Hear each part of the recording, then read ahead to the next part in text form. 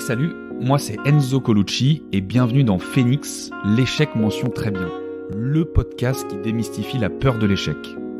Le concept, c'est d'échanger avec des personnes du quotidien sur ce qu'elles considèrent être leur plus bel échec, un tournant de leur vie. On va parler d'échecs sous toutes ses formes. Et ce qui est magnifique quand on parle d'échec, c'est qu'on met notre ego de côté et qu'on redevient tous égaux. Donc là, je te propose de réussir à être confortable dans l'inconfort. Tu me suis ? On s'en fiche que tu te plantes.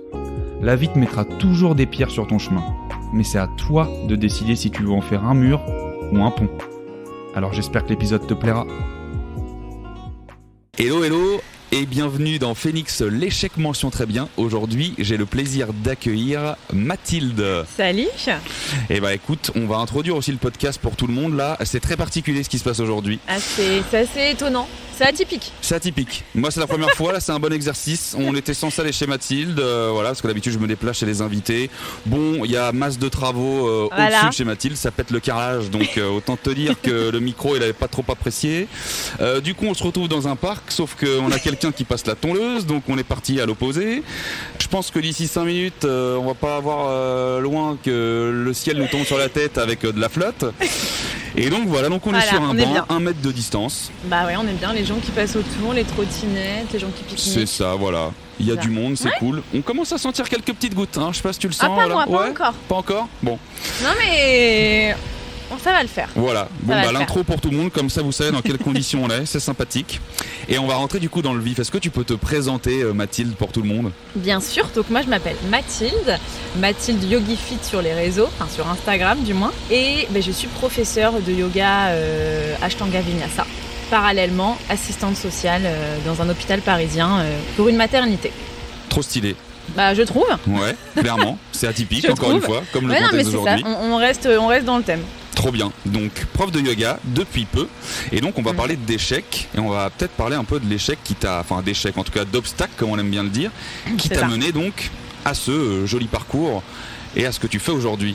Donc, est-ce que tu peux un peu nous conter comment t'en es arrivé là ? Et avant tout, excuse-moi, comment est-ce que toi, tu définirais l'échec ? Alors, comment je définirais l'échec ? Alors moi, comme je t'avais expliqué, effectivement, je trouve ça mieux de parler d'obstacles. Parce que l'échec, pour le coup, j'ai l'impression que c'est quelque chose qui va au-delà de te freiner, mais qui va totalement te stopper.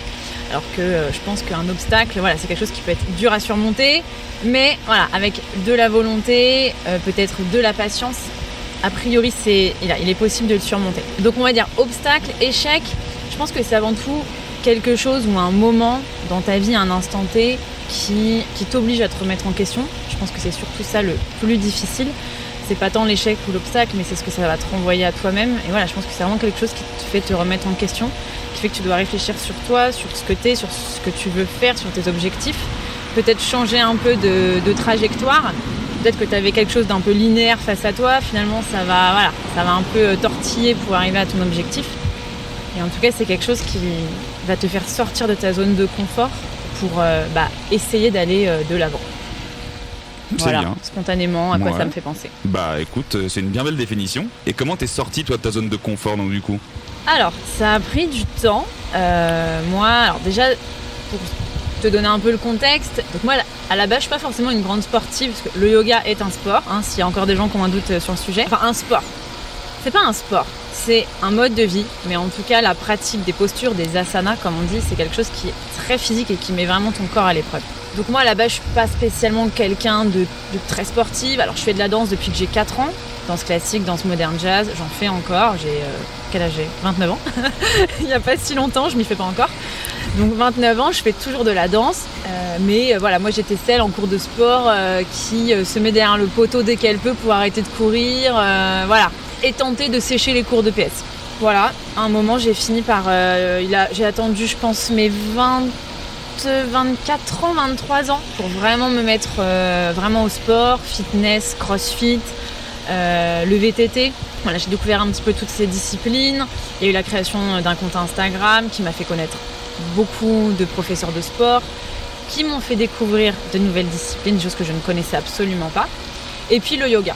Donc le yoga que je pratiquais dans mon salon, en studio, ça dépend. Les cours, honnêtement, ça coûte quand même assez cher. Donc comme beaucoup, je suivais des cours en vidéo. Et puis donc j'avais mon boulot d'assistante sociale Donc là, ça va faire 7 ans que je travaille bientôt. 7 ans que je suis diplômée. J'adore mon boulot, c'est un métier passion. Être avec les gens, c'est vraiment quelque chose qui me passionne. Et puis, un moment, le yoga, mon premier cours de yoga, c'était avec une nana assez connue qui s'appelle Aria Crescendo. Donc c'était un cours hyper physique. Camion. Ouais, là on va attendre que le camion passe. Merci Scala, voilà. Bonne journée, merci. Donc on a été à l'élément déclencheur du yoga. C'est ça, le suspense est à son comble. Et donc à la fin de ce premier cours, je me souviens, j'avais fait un petit post Instagram en disant je viens de prendre mon premier cours de yoga et en fait je crois que s'il y a bien une discipline que j'aimerais enseigner un jour, c'est ça. Et puis j'ai continué à pratiquer et en fait à un moment je me suis rendu compte que j'y pensais de plus en plus. Voilà, c'était vraiment quelque chose, je pense que c'était vraiment une pensée quotidienne en fait que j'avais. Il n'y avait pas un jour où je pensais pas à me réorienter, à faire autre chose. Après, c'est pas forcément quelque chose d'évident quand tu vis seule, tu dois assumer tes charges toute seule. À la base, t'as fait des études, t'as eu un diplôme, t'as un peu projeté ta vie. Donc sortir un peu des sentiers battus, même par rapport à ta famille, tu te dis comment ils vont prendre la nouvelle. Voilà. C'est un peu délicat. Et puis en fait, à un moment, moi dans mon boulot, je me suis sentie vraiment submergée. Bosser en maternité, c'est un public qui n'est pas simple, qui rencontre des difficultés vraiment qui peuvent être très graves, très lourdes. Et il y a malheureusement de plus en plus de femmes qui rencontrent des difficultés. Donc moi, de mon côté, de plus en plus de travail. Et à un moment, submergée. Est-ce que tu absorbes du coup toutes les émotions de ces gens-là en fait c'est un poste assistante sociale qui est relativement assez lourd, on va dire, psychologiquement. Alors moi j'ai toujours réussi, je me suis toujours assez surprise par rapport à ça. J'ai toujours réussi à prendre de la distance et quand je ferme mon bureau, je vais peut-être passer pour un cœur de pierre, mais quand j'ai fermé la porte de mon bureau, je ne pense plus aux soucis des autres, on va dire. Tu laisses les problèmes au bureau. C'est ça. Jusqu'à demain. Je pense qu'en 7 ans de carrière, il y a vraiment eu peut-être 3 ou 4 fois maximum où vraiment je suis rentrée chez moi et où j'étais mal et j'avais vraiment hâte d'être au lendemain parce que j'avais laissé un truc sur le feu et que j'étais pas sereine. Mais sinon, globalement, j'arrive à faire abstraction et je pense que c'est important d'ailleurs pour ta vie personnelle de couper vraiment de ce genre de problématiques. Toi du coup, pardon je te coupe, t'avais fait donc t'es assistante sociale depuis 7 ans, le sport ça fait donc du coup tu dis 4-5 ans. Est-ce que ça a changé quelque chose justement dans ta façon de voir les choses au taf, dans la vie tous les jours j'imagine, mais justement la pratique du yoga donc qui est quelque chose d'assez sain, est-ce que ça t'a permis justement de maîtriser encore davantage ces émotions et de pas te laisser submerger comme tu le dis? Alors je pense qu'en effet, n'importe quelle discipline d'ailleurs, que ce soit fitness, crossfit, vélo, yoga, peu importe, tant que c'est une discipline qui nous plaît. Moi c'est vrai que c'est vraiment c'est un échappatoire et c'est vrai qu'après une bonne journée où tu as entendu des choses très difficiles, voire parfois très glauques toute la journée, en fait aller à la salle, aller dans ton studio de yoga et juste te défouler et penser à autre chose, en fait ça fait du bien, tu rentres chez toi, t'as évacué, t'es serein et oui en effet il y a un vrai bénéfice sur ton bien-être physique, mental. Moi je sais qu'avant de faire ma formation, j'avais très souvent, sur la fin, quasiment tous les jours, un point dans le dos, en haut du dos, je l'appelais le point de l'hôpital.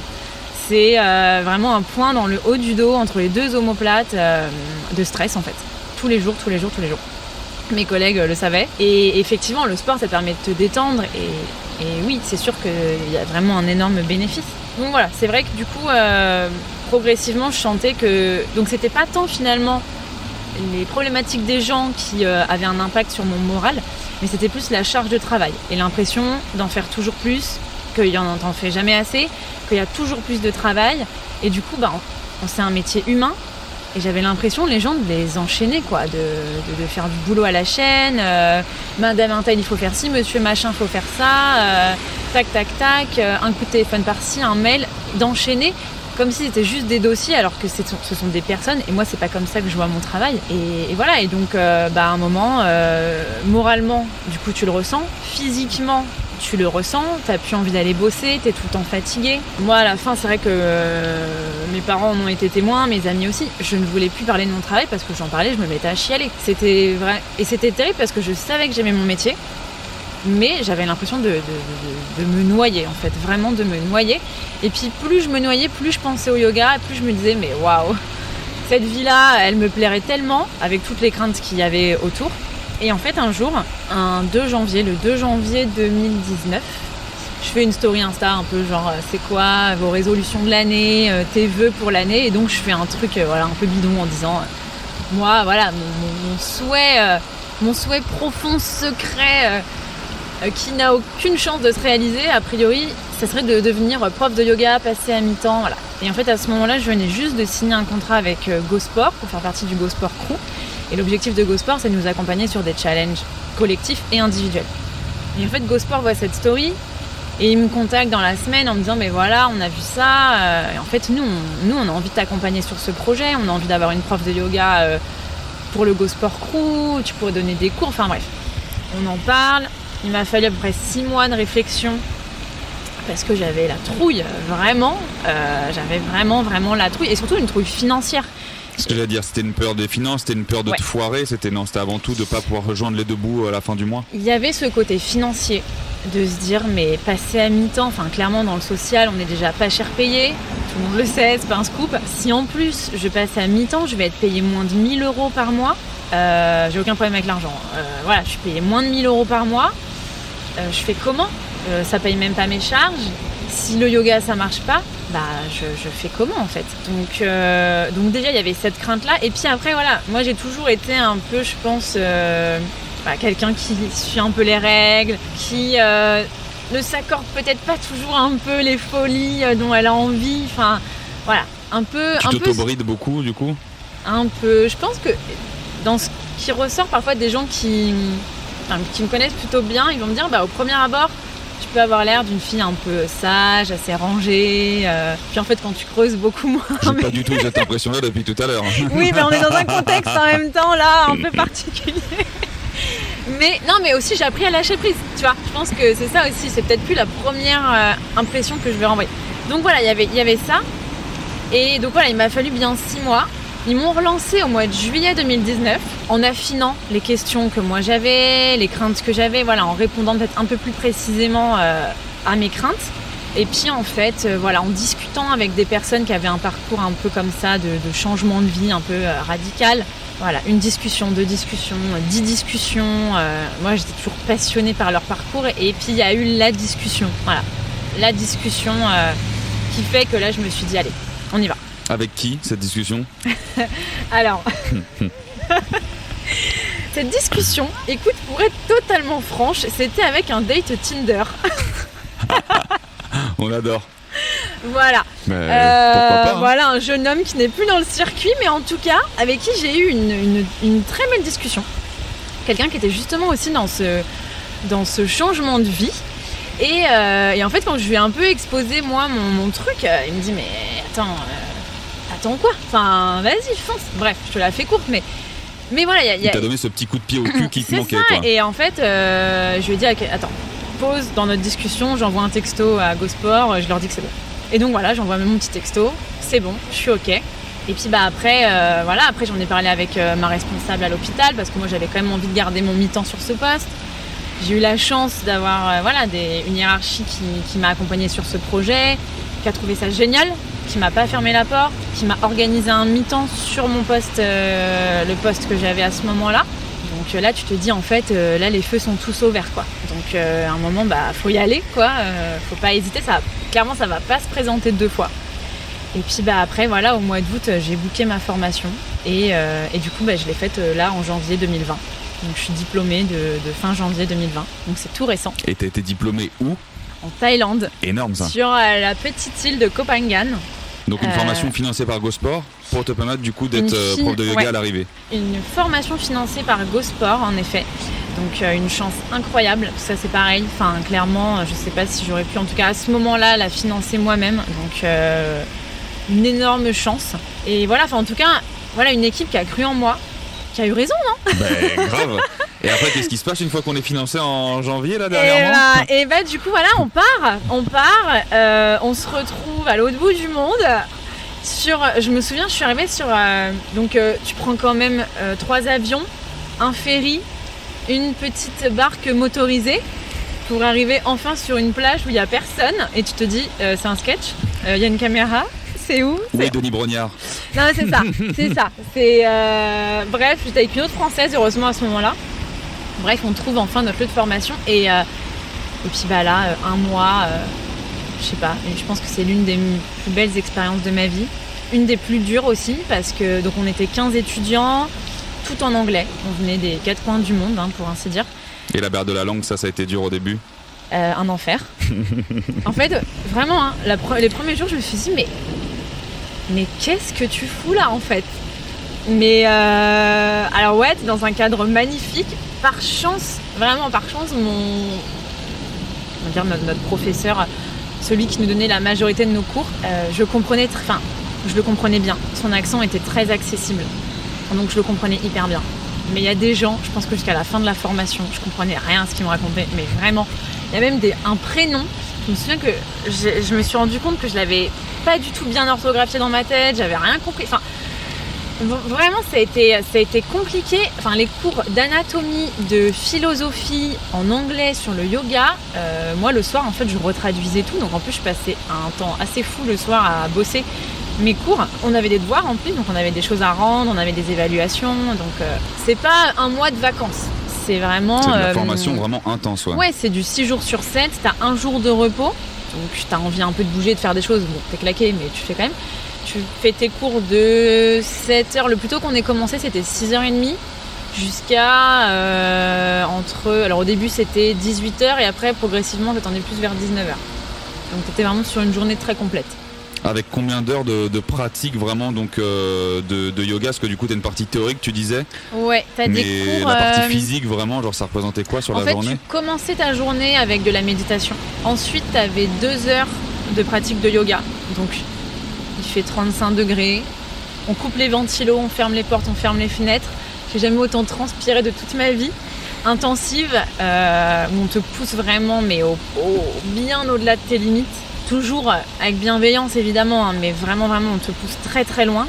Après, alors ça dépendait, mais après on avait effectivement des cours d'anatomie, philosophie, on avait des cours, on avait de l'asana clinique. Donc en fait on prenait chaque posture et en fait tu la détailles pour savoir comment bien te positionner, mais c'est au petit doigt, au petit orteil. Voilà, comment avoir la posture parfaite, comment corriger tes élèves, leur proposer des options selon leur niveau. Et puis après, on refinissait la journée avec 1 heure de pratique à nouveau.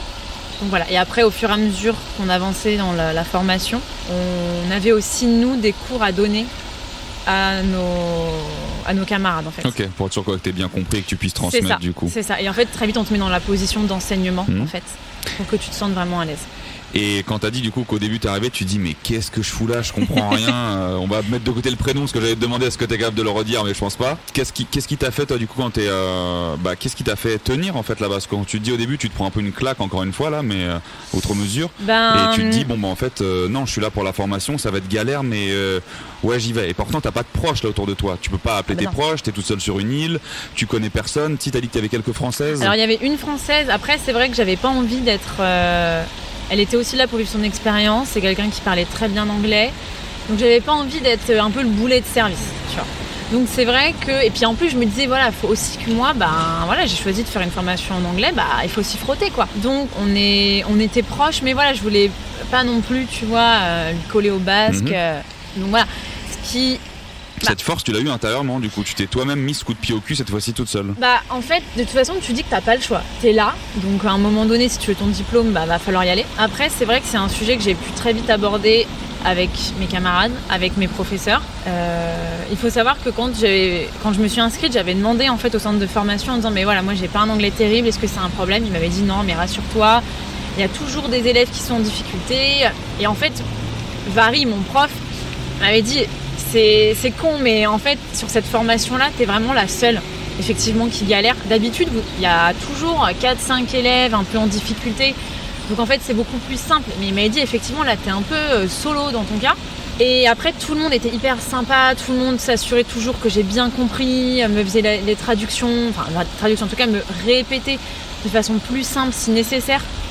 Et moi, au début, c'est vrai que je prenais très peu la parole. Et en fait, ce qui était cool, c'est que à chaque fois que je me suis un peu lancée pour prendre la parole, en fait, mes profs, ils le mettaient vachement en avant. En me disant « c'est cool, aujourd'hui, t'as pris la parole spontanément, on n'a pas eu besoin de t'interroger. C'est toi qui t'es manifesté. » Après, c'est vrai qu'au début, moi, je me mettais beaucoup à l'écart des autres.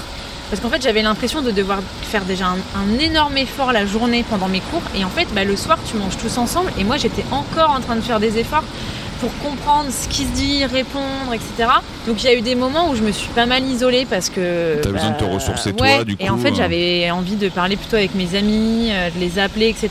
Parler français, en fait. Ça m'a pas mal aidé de partager sur Insta aussi ma formation. Je pensais pas la partager autant. Je pense que si je l'avais fait en français, j'aurais beaucoup moins partagé. Mais en fait, ça me faisait aussi beaucoup de bien de pouvoir transmettre mes émotions, mes sentiments, ce que je ressentais. Même quand c'est des choses positives, ça me faisait du bien en fait de le partager et en fait d'avoir des gens qui te soutiennent, qui sont à fond derrière toi et c'est génial. Et puis après, il y a des moments où tu lâches prise. D'ailleurs, c'est marrant parce que tout à l'heure, après un cours, ce matin, il y a une fille qui m'a envoyé un message en me disant voilà, merci pour le cours. J'ai passé une sale semaine, j'étais triste en fait aujourd'hui, j'ai commencé le cours vraiment dans une humeur compliquée et en fait ça m'a fait du bien, ce cours ça m'a vraiment apaisée et du coup j'ai publié un petit mot en story en disant que une des choses que j'avais notamment retenues de cette formation, c'est qu'en fait quand tu as des émotions négatives, de la tristesse, de la crainte, de la colère, peu importe, pratiquer un sport, là en l'occurrence le yoga, c'est limite là où tu vas être le plus performant. Utiliser cette énergie négative dans de la pratique physique, tu transformes cette énergie et je me souviens d'un jour où, grosso modo, j'ai passé ma journée à chialer. Vraiment. Je n'y arrivais pas. Même là, tu vas t'en parler, c'est... Bref. On va pas pleurer. Non, on va pas pleurer. Non, mais c'était vraiment une journée compliquée. Et vraiment, mais j'ai pleuré toute la journée, je n'en pouvais plus. Et je me souviens que... Donc Vary, mon prof, il voit de toute façon mon état. Il me laisse. Il comprend qu'il faut me laisser tranquille, tu vois, il me laisse. Il va pas me dire non, repose-toi aujourd'hui, reviens demain. Non. Il était quand même toujours aussi exigeant. Et on fait ce cours de 2 heures. Donc j'ai passé 2 heures à chialer en faisant toutes mes postures. Pas toujours évident. Et en fait, c'était incroyable la posture qu'il a eue envers moi parce que, alors il m'a pas poussé aussi loin qu'il le faisait d'habitude sur certaines postures, il me montait sur le dos, les jambes, il m'appuyait partout, bref. Donc là il l'a quand même moins fait, mais quand même. Il venait, j'étais en train de pleurer, il me disait rien. Il continuait de m'aider sur mes postures, de m'emmener plus loin. Et en fait, c'était exactement ce dont j'avais besoin. J'avais pas besoin qu'ils me disent « Oh ma pauvre, ça va pas ». Non, en fait, j'avais besoin qu'ils me disent « Bah ouais, peut-être que là, t'es mal, mais ça n'empêche que t'es quand même capable, en fait, de le faire. Donc tu vas chialer toute la séance si tu veux. Bah c'est pas grave, en fait. Chiale et puis... il t'a laissé faire ce mini-deuil toute seule, là. Ouais, c'est ça. Et te concentrer, en fait, quand tu dis que c'est important de faire une pratique, donc comme le yoga, mais ça peut être autre chose, c'est que tu veux dire que quelque part, tu concentres ton énergie et tu mets ton esprit, du coup, ailleurs. Bah, c'est ça, tu le mets ailleurs. En fait, c'est comme si tu faisais un peu basculer cette énergie. Et surtout, parfois, tu te rends compte qu'il y a des choses qui peuvent te mettre dans un mauvais état d'esprit, mais c'est pas si grave, en fait. Mais à ce moment-là, c'est comme ça, t'es pas bien, t'arrives pas à penser à autre chose. Ok, c'est comme ça. Et finalement, voilà. Moi, je trouve qu'en tout cas, la pratique physique d'une discipline, voilà, ça peut t'aider en tout cas à dépasser ça. En tout cas, c'est vrai que, en tout cas, ce jour-là, l'anglais, c'était vraiment une des choses qui m'épuisait et qui faisait, je pense, que j'étais vraiment pas bien.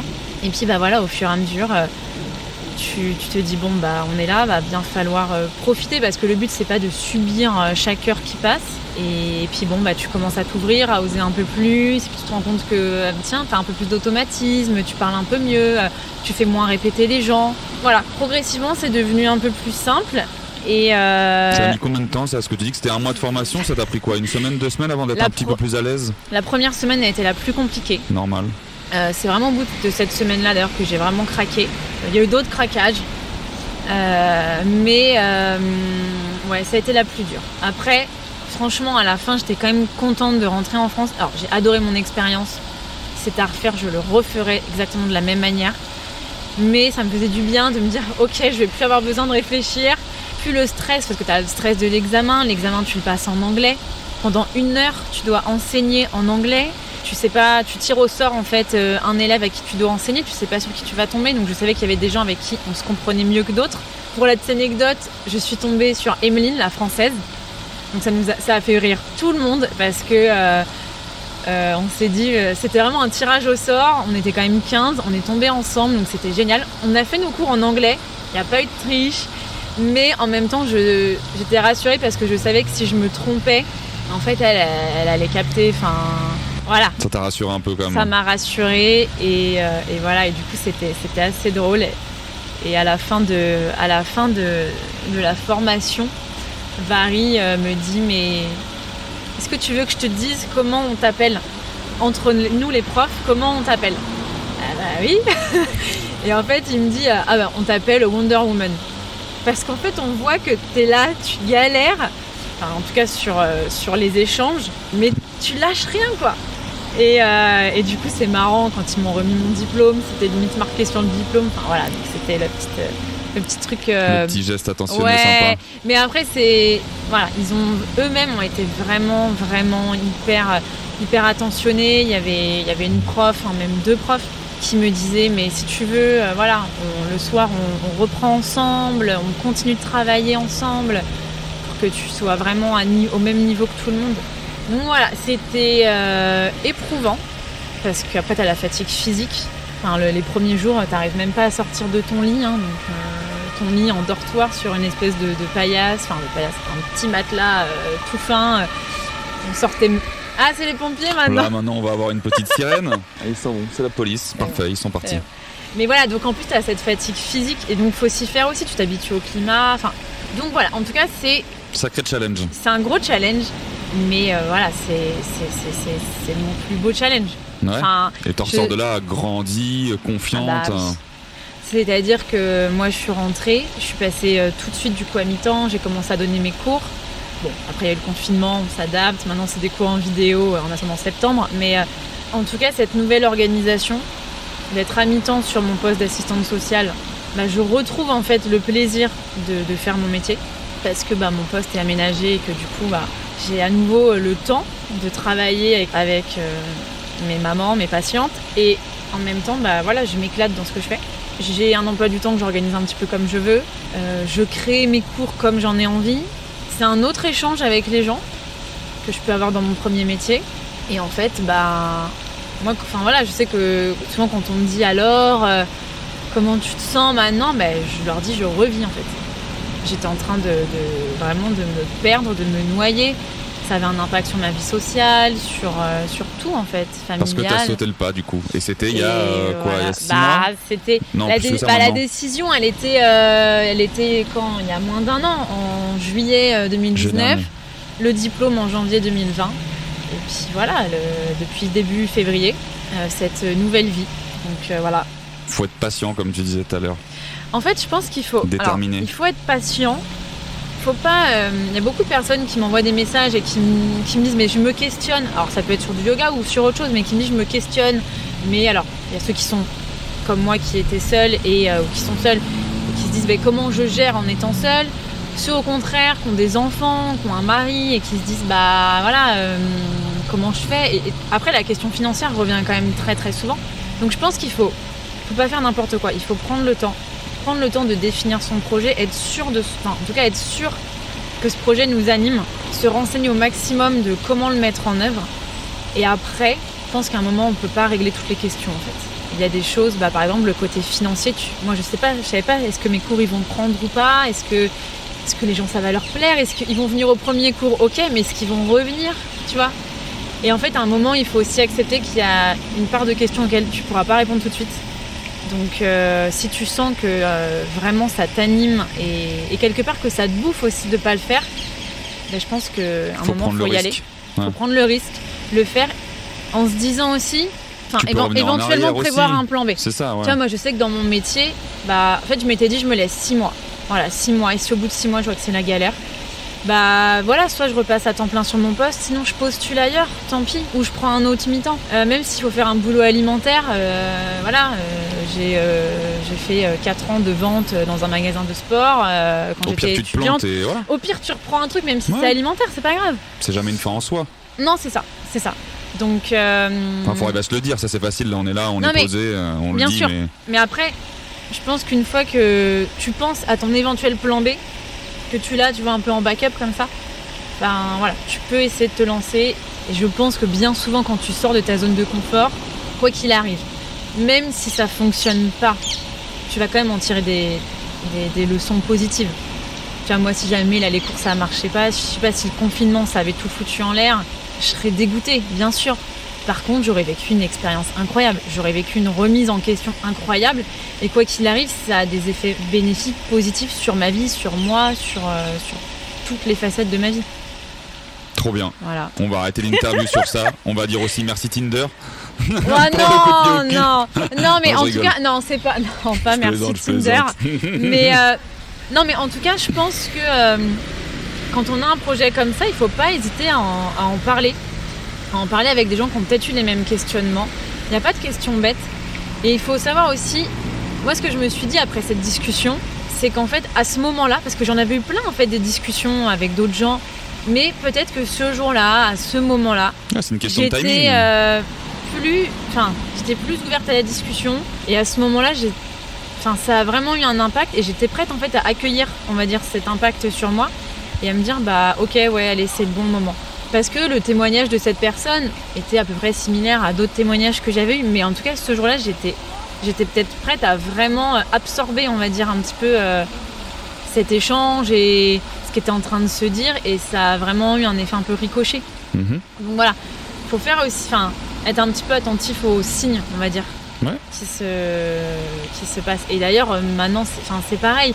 Là, il y a eu le confinement, c'est des échanges avec pas mal de personnes qui m'ont aidé là à me dire, ok, là, je peux plus donner mes cours, mais peut-être que je peux faire autrement, en fait. Et en fait, c'est en discutant, en échangeant, et tu te dis, mais ouais, en fait, on peut faire ci, on peut faire ça. Allez, je vais tenter, je verrai bien. Voilà, là, je suis en train de prévoir mon premier événement yoga, en extérieur, retrouver les gens en physique. Et en fait, voilà, j'ai d'autres personnes qui me donnent leur avis, leur expérience, qui me disent, pense à ci, pense à ça. Il faut être ouvert à la discussion et prendre l'expérience des autres aussi, s'en inspirer. C'est beau. Ouais, on valide. On va passer du coup maintenant, Mathilde, aux questions pour la mention avec le jingle. Questions pour la mention.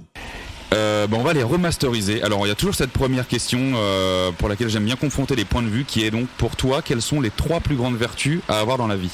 Alors spontanément comme ça, un peu sans réfléchir, je dirais la tolérance. La tolérance envers soi-même et envers les autres.